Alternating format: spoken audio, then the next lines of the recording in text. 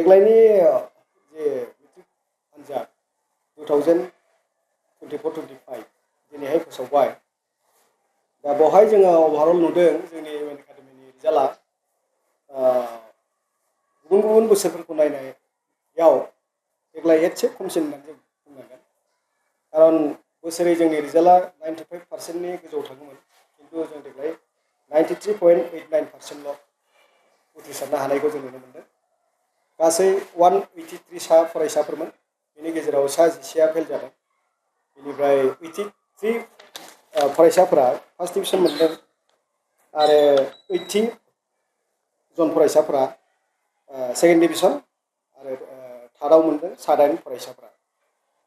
आरो अभारअल जोङो जे रिजाल्ट पारफरमेन्सआव जों नुदों जे फरायसाफोरनि हाइस्ट पार्सेन्टेजआ देग्लायहाय 89.99% थांदों सासे फरायसाया। बेनिफ्राय डिस्टिंसन हिसाबै 7 आरो स्टाराव जों मोन्दों 15। बे हिसाबै जोंनि गासै अभारअल रिजाल्टआ नोजोर होयोब्ला गुबुन बोसोरनिफ्राय एसे खम जादों। जि देग्लायनि रिजाल्टखौ स्टाडि खालामदों, बे खेत्रआव जोङो नुदों जे अभारअल आसामनि रिजाल्टआनो देग्लायहाय बारा मोजां नङा। बेनिफ्राय बिटिसि एरियानि जि रिजाल्टनि पारफरमेन्स बेखौ नोजोर होयोब्लाबो जों नुगोन देग्लायहाय माने बिटिसि एरियायावनो अभारअल रिजाल्टआबो बारा मोजां जायाखै आरो। दा बिटिसि एरियायाव बर'फोरनि रिजाल्टआ बांसिन हिसाबै बा बर'फोरनि माबाया एसे गुरुत्तआ बांसिन हिसाबै जों एनालाइसिसखौ खालामगासिनो दं, दासिमबो फैजोबाखै। किन्तु जि एसे एनै जोङो दा डाटा कालेक्सन खालामदों बा मोनबाय माखासे फरायसालिफोरनिफ्राय, दा बेवहाय गुबुन बोसोरफोरनिफ्राय एसे खमसिनखौनो जोङो दा मोनगासिनो दं आरो। गुबुन बोसोरफ्राव जेरैबायदि पारफरमेन्स जादोंमोन, देग्लायनि पारफरमेन्सआव एसे डाउन जादों बायदि आं दा मोनदों आरो। खारन क'क्राझारनि जि अभारअल रिजाल्ट डिस्ट्रिक्ट हिसाबै बे 61.12%ल'। आरो आसामावबो जों नुदों देग्लायनि आसामनि जे रिजाल्ट बियो 63%नि एसेल' बारा आरो। थांनाय बोसोराव आसामनि रिजाल्टआ 75.75 बेबायदिसो थांदोंमोन। देग्लाय 11 बा 12%सो रिजाल्टआनो आसामना माने खम जादों, डाउन जादों। बे हिसाबै देग्लायनि अभारअल रिजाल्टआ नायोब्ला जे बर' मिडियामनि रिजाल्टआवबो जोङो बे माखासे एफेक्टखौ जों नुनो मोनदों।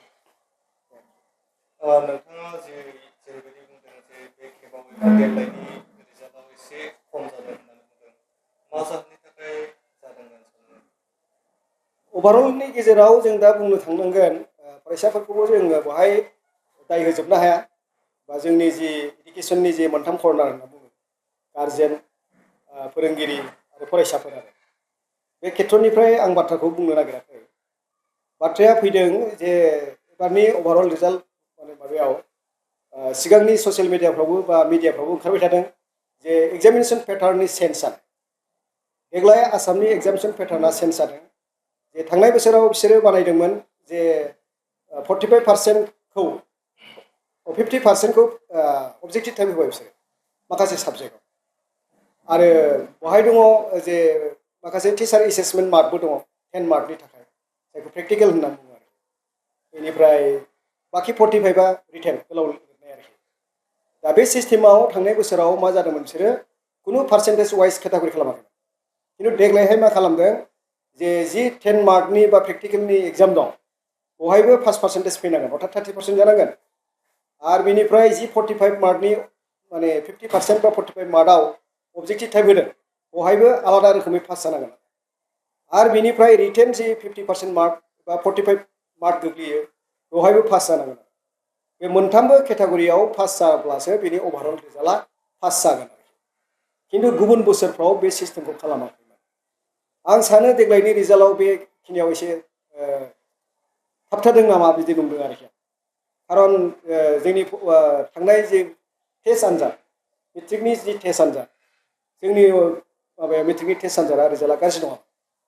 बुंनो थांब्ला गासै फरायसाफ्रा 30%नि पासाव मोनजोबदोंमोन आरोखि। साथाम साब्रैसोआ एसे खम मोनदों, अब्लाबो 30%नि एबाबजोबमोन। बे हिसाबै जोङो 100%खौनो जोङो आसाबो खालामदोंमोन। किन्तु लास्ट आवाराव जोंनि रिजाल्ट पारफरमेन्सआ बे हिसाबै थालांदों नामा बेखौ आं सानदों आरोखि। जे रिजाल्ट सिस्टेमनिबो केटागरि थायोमोन आरो बेनिफ्राय मोनसे ओंखारबाय थादों ससियेल स्टाडिसखौ लानानै। माने ओरैनो सिलेबासनि आउट अफ सिलेबास दानाखैमोन, खिन्थु ससियेल स्टेटासाव बिसोरो ओरैबायदि कुइसन सोंदों जाय कुइसनफोरा नोङो UPSC स्टाइलाव इउनियन जे बेंक माबा साख्रिफोरनि जे कम्पिटिसन थायो बे स्टाइलाव बिसोरो कुइसनफोरनि स्टाइलखौ सोंदों जायखौ फरायसाफ्रा माने गोबाङानो बेनि माबायाव टिचारफ्राबो बे आदबजों फोरोंनाय जायाखै आरोखि अबजेक्टिभ टाइपआव आरो स्पेसियेलि 45 मार्क्स आरो दा बेफोरबायदियावनो हयथ'बा थालांदों ससियेलावल' नङा बेयो गुबुन आयदायावबो बिसोरो माखासे मेकानिजम बानायनानै अबजेक्टिभ टाइप कुइसनखौ दानदों आरो जायनि थाखाय हयथ'बा बे रिजाल्टनि डाउन जानाय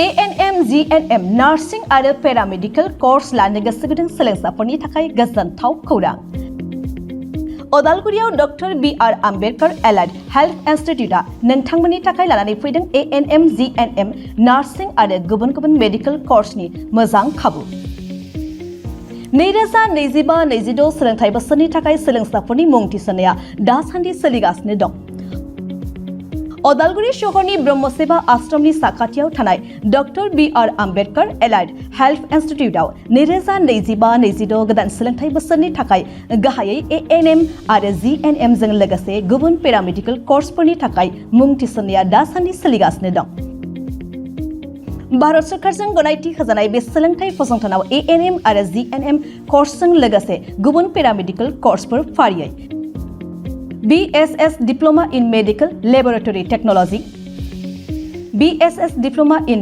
Accident and Emergency Technology, BSS Diploma in General Healthcare Maternity Assistant, Emergency Patient Care Technician, BSS Diploma in Sanitary Health Inspector, BSS Diploma in ECG Technician, X-ray Technician, nursing assistant आरो फिजियोथेरापि कर्सनि सोलोंथाइ लानो हागोन बे सोलोंथाइ फसंथानाव रोंगौथि गोनां फोरोंगिरिफोर आरो पेरामेडिकेलनि गासै गोनां जौगा थाखोनि आगजुफोरनि खाबुनि गेजेरजों फोरोंथाइ होनाय जायो लोगोसे थानायनि थाखाय हस्टेलनि खाबुखौ बे फसंथानाव मोननो हागोन अब्ला मानोथो गोबाव खालामखो मेडिकेलाव साख्रि मावनो गोसो गुदुं लाइमोनफोरा ANM आरो GNM जों लोगोसे गुबुन पेरामेडिकेल कर्सफोरनि सोलोंथाइ लानो थाखाय doctor BR Ambedkar allied health इन्स्टिट्यूटआव मुं थिसनफैदो बांसिनै मिन्थिनो थाखाय स्क्रिनाव होनाय 9101299545 8473853 एबा 6900226441 मबाइल नम्बराव फोनांजाब खालामनो हागोन